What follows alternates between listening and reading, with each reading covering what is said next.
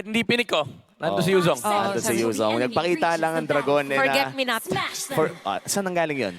Oo, saan nga? Layo, yung jungler dito ng Deus Volt. But, Wow! pa rin, napaka-importante pa rin Apex. Oo, si Sawa dito, ang mga first blood ni Sunshine. Classic naman na yun. Pero yung execution lang from Fireflux Esports, esports napakalinis talaga. Uy, tingnan mo si Kid Bomba dito sa may ano.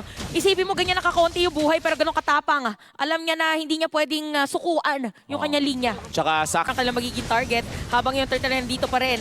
Napakasakit ng damage against Alien kaya wala nang halos buhay and Kenzie will secure the turtle objective again. And ang Deus Volt, maganda ang kanilang setup. para mahirapan sila na humabol. But speaking of setup, mukhang magsiset-up dito for a counterplay dahil napakagandang penalty dito. Sunshine is down, makasasama pa. Apex 47 as well.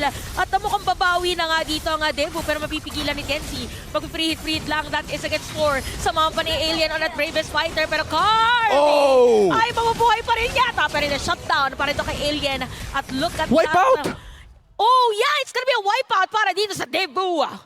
Hindi sa grabe, 4 yung prinontahan. Grabe, napakagandang pag-zone na doon. Alien? Pero nga lang, Alien is down. Ginamit ng torn apart memory. Tapos aalis dito ng mga players. Ginamit na din ng Time's Journey. Sawa nasa gitna. Mapatay si Apex 47. But look at Rosa on those shadow energies.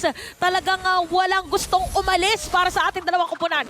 Delikado ang pwesto ni Rosa, may digging nakalagay din. Pero si Tienzino ayaw pag-recolin, may no pa. Sinusundan. Pero Lord on critical HP. Bomba, O ginamit na dito yung penalty zone. May iwan si Apex 47. May dito na mag-flicker out. Pero kung mamupunta, it's gonna be Kenzie at makakakuha pa ng kill against Kid Bomba and Fireflux Esports. Sila naman Tanting patayin, Rosa? pero mukhang uunahin si Rosa.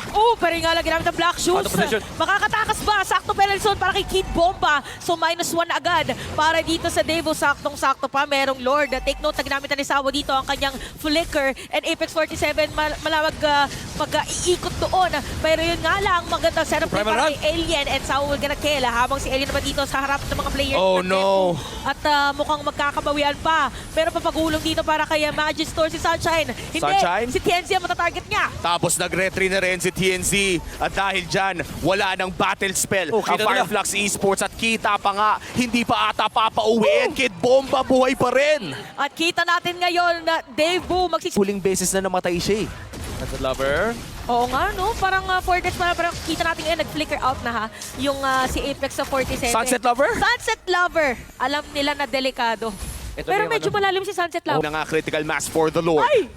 Nakita ko Uy, namin. ba? Yung pala, parang premonition pala yung pagkakasigaw natin. Pero nga napaganda penalty zone para kay Kid Bomba. Kenzie is down. Ibig sabihin madali para dito sa Devu.